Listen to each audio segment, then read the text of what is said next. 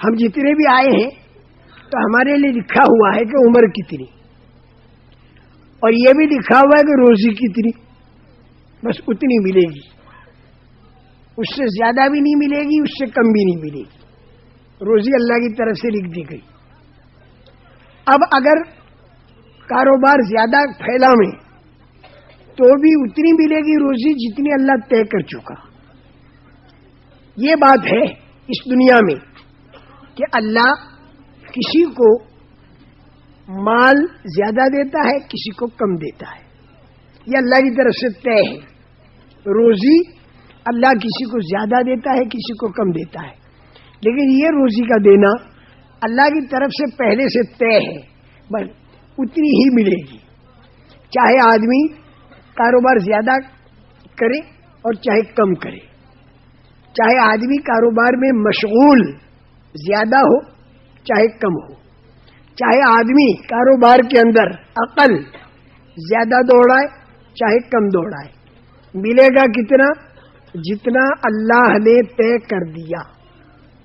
اگر کم طے کیا ہے تو کم ملے گا، چاہے محنت آدمی زیادہ کرے اور عقل آدمی زیادہ دوڑائے، اللہ نے کم طے کیا تو کم ملے گا، اور اگر اللہ نے زیادہ دینا طے کر دیا تو زیادہ ملے گا، چاہے آدمی عقل کم دوڑائے اور چاہے آدمی محنت کم کرے، لیکن اللہ نے زیادہ طے کر دیا تو اسے زیادہ ملے گا۔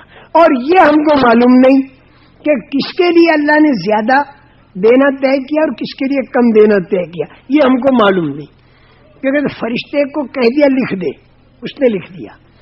اور یہ اللہ نے طے کب کیا؟ عمر کتنی اور روزی کتنی؟ زمین اور آسمان کے بنانے سے 50,000 سال پہلے اللہ نے قلم بنایا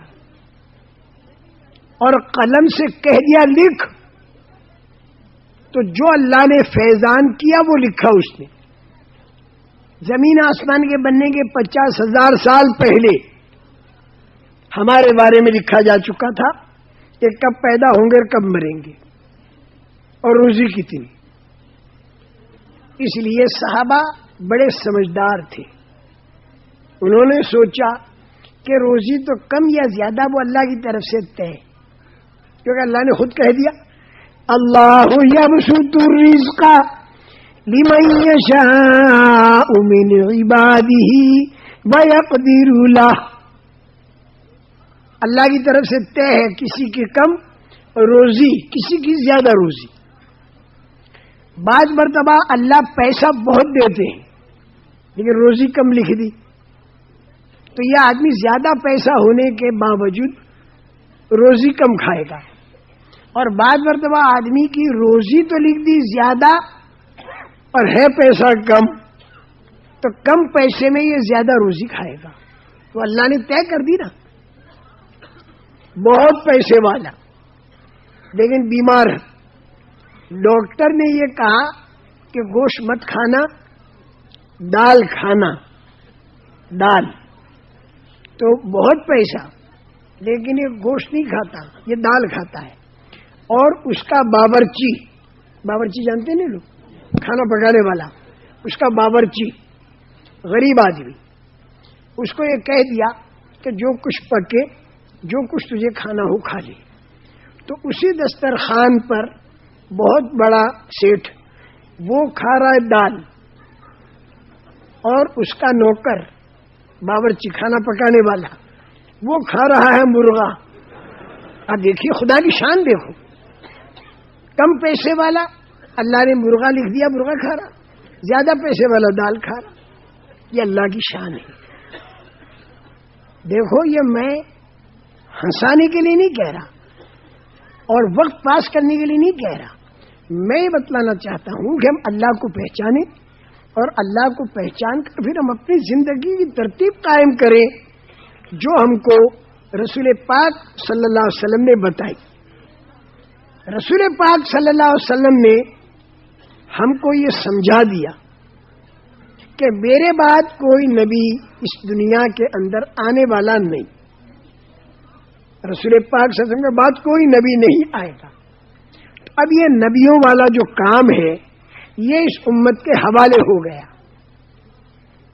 یہ امت نبی. اب دیکھیے میں اللہ کی طاقت, اللہ کے خزانے یہ سمجھا کر, اور اس کے بعد پھر میں اپنی بات کو کہاں لے جا رہا ہوں, پیارے نبی صلی اللہ علیہ وسلم کی بات کو سمجھانے کے لیے. دعوت کے اندر ذہن کا بنانا ہوتا ہے, ذہن بنایا جائے. ڈانٹ پھٹکار سے کام نہیں چلے گا, ذہن بنایا جائے. 4 مہینہ جماعت میں گزارا, آپ کا ذہن بن گیا, آپ کے ذہن میں بات آ گئی کہ مجھے شریعت کے مطابق زندگی بسر کرنی چاہیے, اللہ کے حکم اور نبی کریم صلی اللہ علیہ وسلم کے طریقے کے مطابق مجھے زندگی بسر کرنی چاہیے. یہ آپ کا ذہن بن گیا, الحمدللہ.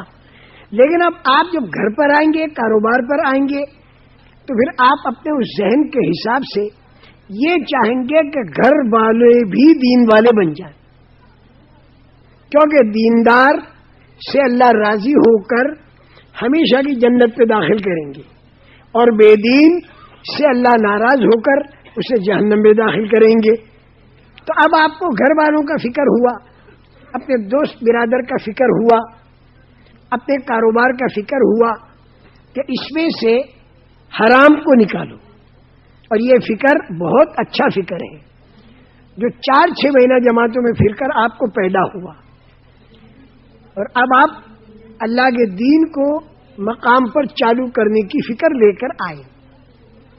لیکن دین کو جو گھروں میں اور کاروبار میں چالو کرنا ہوگا تو اس کے اندر حکمت سے آپ کو کام لینا پڑے گا. حکمت سے, بغیر حکمت کے اگر آپ کام کرو گے تو بجائے جتنے حکم اب تک ٹوٹ رہے تھے, بعض مرتبہ زیادہ حکم ٹوٹنے لگیں گے. اگر بغیر حکمت کے اگر حکم کو پورا کرانا چاہا تو اب تک ایک حکم ٹوٹ رہا تھا اور آپ نے حکمت سے کام نہیں لیا بلکہ زور سے کام لیا. آ کر بیوی کو بھی ڈانٹا, اولاد کو ڈانٹا, پارٹنر جو لوگ تھے ان کے اوپر بھی آپ لوگ خفا ہو گئے. یہ کیا جہنم والا کاروبار ہو رہا ہے. اس طریقے سے آپ نے بغیر حکمت کے بات کی, نبیوں کے طریقے پر نہیں کی. نبیوں کا طریقہ کیا, پہلے ذہن بناؤ, پہلے ذہن بناؤ. اسی کا نام دعوت ہے. ذہن کے بنانے کا نام ہی دعوت ہے. اور ذہن بنانے میں 3 باتوں کا ذہن بناؤ زیادہ, اس کے بعد پھر تفصیل ہے. ایک تو اللہ کی عظمت, دوسرے رسول کریم صلی اللہ علیہ وسلم کے طریقے کے اندر ہی کامیابی ہے, اگر وہ طریقہ چھوٹا تو ناکامی. یہ دوسرا ذہن. اور تیسرا ذہن آخرت کا بنانا کہ کامیابی اور ناکامی کا جو اصل میدان وہ آخرت ہے. دنیا کے اندر کی تکلیف وہ موت پر ختم, اور دنیا کے اندر کی نعمت اور راحت یہ بھی موت پر ختم. لیکن مرنے کے بعد اگر کوئی تکلیف آئی تو وہ لمبی مدت چلے گی, اور اگر راحت آئی تو وہ ہمیشہ چلے گی. اور بغیر ایمان کے اگر مرا تو بھی تکلیف ہمیشہ کے لیے چلے گی. یہ 3 باتوں کا ذہن بنانے میں دیر لگے تو بھی پرواہ مت کرو, گھبرا مت جاؤ.